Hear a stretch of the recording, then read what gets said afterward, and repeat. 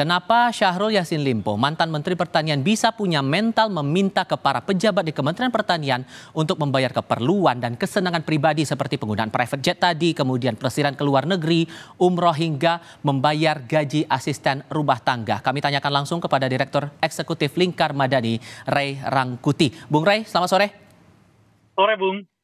Ini dari data-data tadi itu baru terungkap fakta-fakta persidangan sebagiannya begitu. Dan itu heboh di lini masa, banyak yang mempertanyakan bagaimana bisa pejabat kementerian melakukan hal seperti itu ke bawahan, meminta kepada bawahannya untuk memenuhi keinginannya secara pribadi.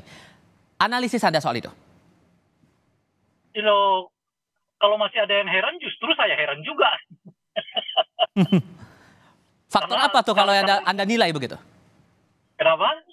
Faktor apa yang mendorong itu menurut Anda? Karena kan pola korupsinya juga udah berubah sekarang ya. Jadi ada setidaknya 3 pola yang berubah. Pertama, nilai. Sekarang tuh nilai yang besar-besar juga mulai dihindari. Jadi diambil dari nilai-nilai yang kecil gitu ya. Tapi intensif gitu. Terus-menerus gitu.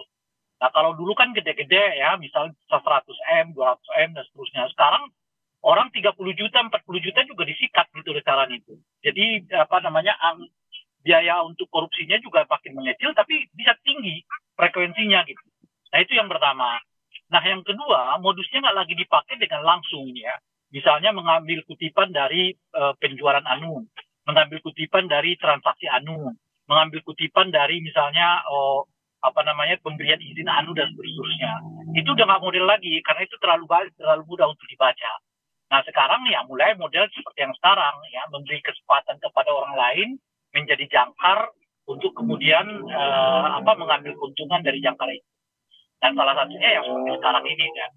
Nah yang ketiga model yang dipakai oleh Pak Syahrul ini kan, yaitu membebankan seluruh biaya hidupnya kepada anak buah, yang anak buah sendiri nanti yang disuruh untuk menggunakan segala cara untuk dalam kerangka memenuhi kebutuhan hidup yang bersangkutan gitu.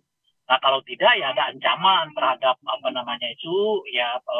posisi, ancaman terhadap jabatan dan seterusnya itu gitu. Nah jadi tiga modus itu sebetulnya udah kelihatan ini sekarang ya, perubahan itu dari model yang selama ini dipergunakan, di mana biasanya mempergunakan uang besar langsung kepada pelaku, atau dalam konteks tertentu bahkan tidak menggunakan lebih banyak orang tapi tidak terkait kepada kebawahan. Tapi kalau kita bandingkan dengan pejabat lain yang terkena kasus korupsi semacam ini, Bang, ini kan kalau pejabat lain bisa kena 1-2 kasus saja begitu. Kalau kita lihat SEL ini beruntun sekali begitu. Anda mencermatinya bagaimana kemudian? Iya, itu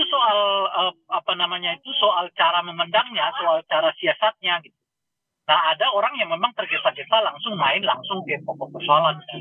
Dia nggak pernah melibatkan ini, dia langsung sendiri yang menggunakannya. Nah, model kayak begitu tuh terakhir ini kan memang terlalu mudah untuk di OTT KPK lah, yang model-model begitu.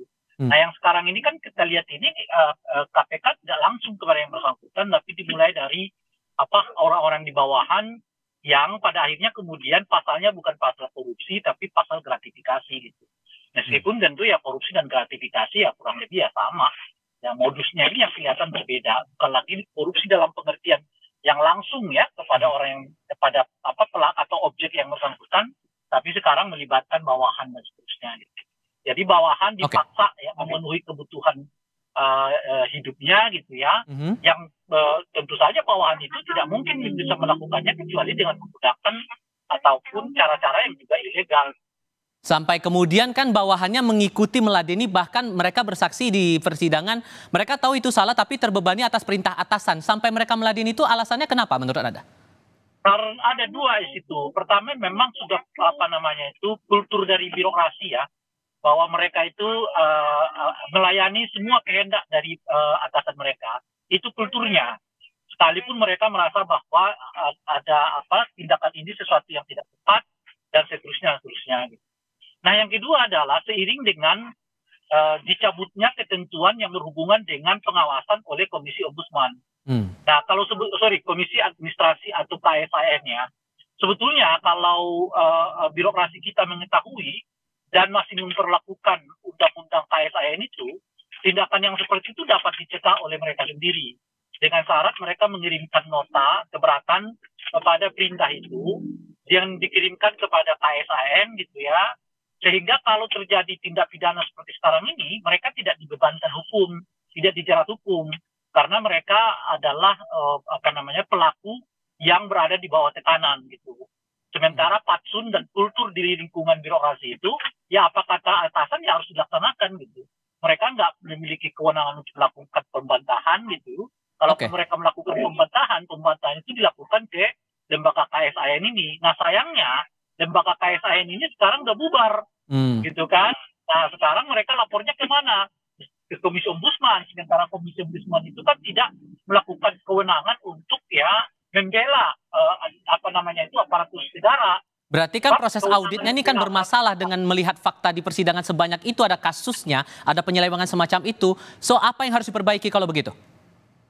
Pertama menurut saya tetap harus dihidupkan kembali KSAN itu.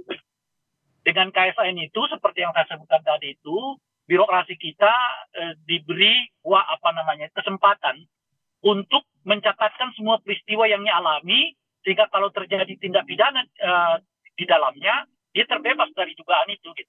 Nah, jadi mesti sekarang, meskipun mereka kemudian melakukan apa yang diperintahkan oleh atasan mereka dalam ini Pak SEL, tapi karena mereka menembuskan surat kepada KSAN atas perilaku yang tidak wajar itu, kalau ada peristiwa pidana seperti sekarang, mereka dibebaskan dari peristiwa itu. Gitu. Nah, itu satu. Tapi pada saat yang bersamaan, kalau mereka misalnya diintimidasi katakanlah misalnya itu akan dipindahkan atau dinonjolkan macam-macam, nah itu nanti kan mereka pertimbangan di KSAN itu dapat membuat mereka untuk tidak dapat diperlakukan secara semena-mena oleh atasan mereka. Gitu. Kita terus lagi KSAN itu sekarang. Baik.